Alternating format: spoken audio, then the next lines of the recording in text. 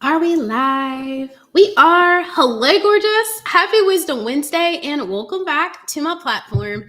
I am super excited and so humbled that you are back today. So, if you've been rocking with me, you will know that over the next 90 days, I am ushering in a movement for my community that I'm calling The Shift, and it's a way of us elevating our lives, our habits, our mindsets, the way that we interact with ourselves and one another. And this is really, really important to me. Okay. And so jump on board if you are ready to monumentally change your life. If not, baby, get off this train because we are going full speed ahead. Okay. So, yesterday, I shared a piece of content on multiple platforms and I talked about how it is impossible to embrace what is for you, like fully embrace it, if you're holding on to dear life to all these things that are not for you. And I mean that both physically and energetically. If your hands are full with stuff you don't need and don't even want, there's no space for the things that you desire. And energetically, if you're holding on, if you're super committed to something that you don't want or is not good for you or makes you really sad, there's no room, there's no space energetically for the things that you desire, the things that make you happy, the things that are going to elevate you. And so we have to have this letting go process and letting go with grace, right? Like, not everything has to be like, oh, call the fire department, everything is awful. Like, we get to learn to start letting things go with grace, that we've learned the lesson, and that's enough. Okay. Cool. So I shared this piece of content, and one of the comments on the content was, sis, I know what I need to let go of. Can you help me learn how to let it go? And I'm so glad that she asked. I am, because the green room training for this week is a 3-step process for exactly that. Okay. And I'm not saying that the 3-step process is all inclusive, but it will definitely start you on your journey because this is a long haul thing. This is not something that we just wake up overnight and it's fixed. It's something that we get to become dedicated to, committed to. It becomes a way of life. Okay. And that is rewriting our narrative or shifting our identity.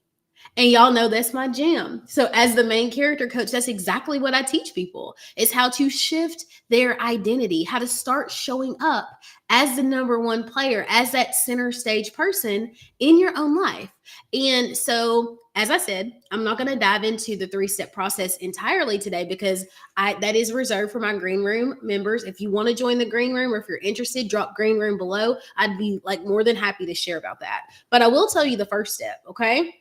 And the first step is to recognize what our current story is and identify the ways that it's still serving us.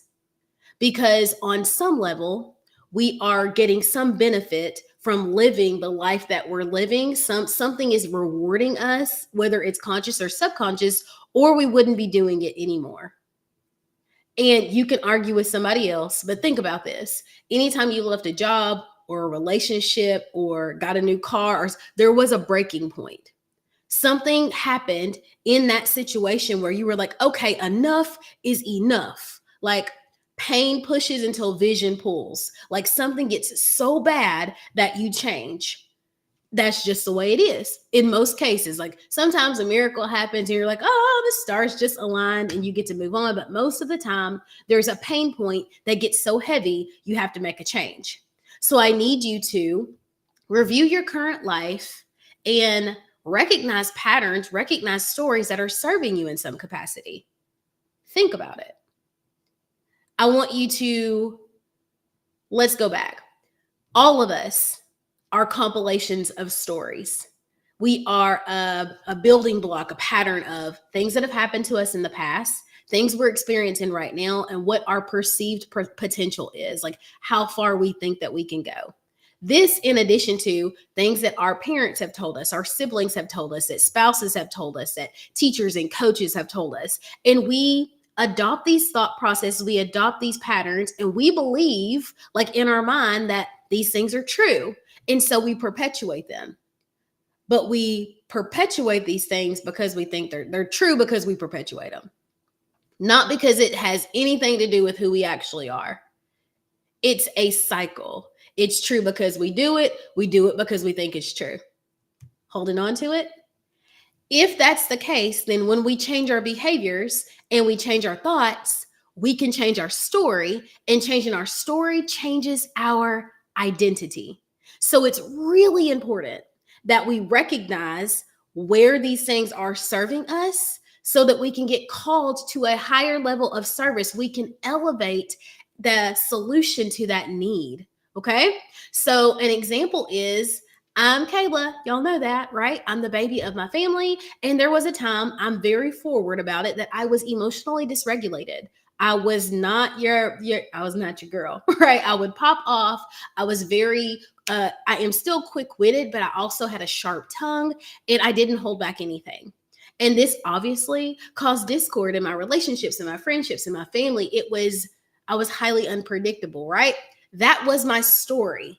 And so people knew that. I felt like that. And so people responded to me in such a fashion. On the other hand of that, lots of times when I demonstrated one of those behaviors and I was like, super like attack mode and I was like sharp tongued and I was like too much, let's just be real. I would say, that I'm quick witted. I get angry easily. I can't help it. I'm dramatic. I'm theatrical. I'm all these things. And I told myself these things over and over and over. And that was my story. And that was my excuse to not do better. It was just who I was. And I'm telling you right now, it's just who I am is a trash answer. It allows you to continue to perpetuate poor behavior, and it's an excuse to not grow. It's an excuse to not learn. So thankfully, through coaching and therapy and like self-regulation, I have learned to pull back on that. I have learned to breathe before I respond, to think things through, to look at all the options. Like I've learned that cycle, but I had to unlearn the old story.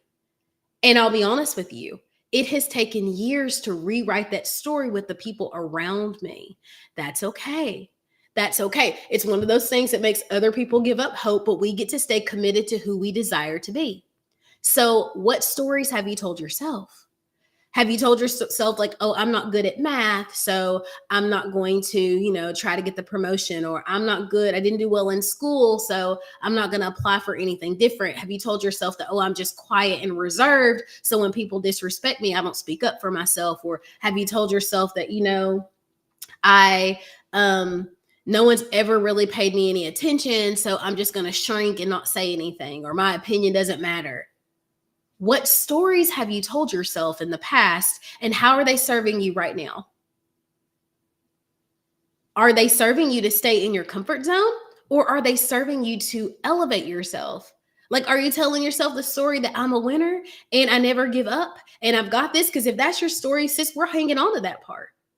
But if you're telling yourself stories that are perpetuating your smallness, that are perpetuating you staying where you are, we get to flip that narrative.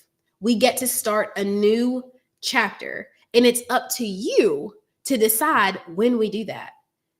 Like, I don't say it often, but you're not just the main character. You're the author, you're the editor. Like, you get to decide who are the characters at play.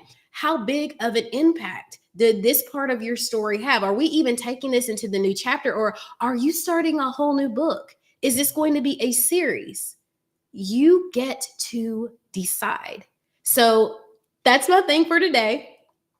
Decide like what your current story is, how it's serving you, and how you want to shift that narrative. Again, if you want the full out training, you're going to come and have to hang out in the green room, because that is exclusively for them. If you're like, Kayla, I don't know about the green room yet, but I do want to dive a little bit more into this. I'd like to talk through it. Grab this week's mystery offer, guys. It is so good. It is for the girl who would love to have somebody to bounce ideas off of. It's like having a coach in your pocket. It's like being able to phone a friend. Like, it is the old. If I was going to grab a mystery offer and I wasn't really sure like what this is, I would grab this week's mystery offer. Like, I'm not just saying that because it's mine. I would grab it. I will drop the link to that below. Do not miss this opportunity, y'all. Success and fortune favor the bold. And I was so scared when I joined a coaching program, but I can tell you it is the number one thing that I have done for myself over the last year for my personal and professional development, for my emotional growth, for my like all of that. I'm so glad that I did it. And I'm hoping that you will make the same choice. I love you. I want the best